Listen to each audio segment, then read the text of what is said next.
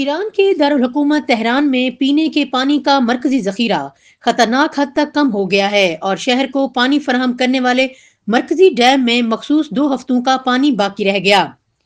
गैर मुल्की खबर एजेंसी के मुताबिक तेहरान वाटर कंपनी के डायरेक्टर behzad पारिस का कहना है,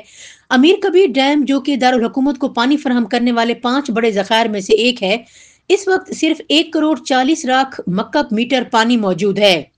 जो इसकी कुल गुंजाइश का सिर्फ 8% है।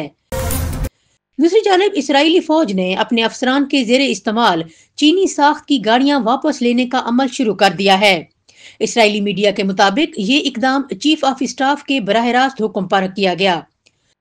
और खदशा ये जाहिर किया गया कि चीनी गाड़ियां हसास मालूमात के लीक होने के लिए जासूसी काम कर सकती हैं। बांग्लादेश के चीफ एडवाइजर मोहम्मद यूनुस के मुआविन खसूसी बराए खजाना डॉक्टर अनीसुर रहमान ने तकरीब से खिताब करते हुए कहा है कि 60 की दहाई में पाकिस्तान जिन ममालिक से आगे था, आज भी वो हमसे आगे निकल गए हैं। कायद-ए-आज़म हाउस म्यूजियम कराची में पाकिस्तान और बांग्लादेश के ताल्लुक की बेहतरी से मुतालिक तकरीब 2 ममालिक एक कौम के नाम से मुनक्किद हुई।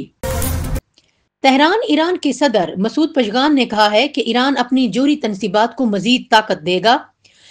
ताहम मुल्क एटमी हथियार बनाने का कोई इरादा नहीं रखता। गैर मुल्की खबर एजेंसी के मुताबिक ये बात ईरानी सदर ने ईरान के एटमी तवानाई तनसीब के दौरे के दौरान की, जहां उन्होंने मुल्क के जोरी सनत के सीनियर हुकाम से मुलाकात भी की।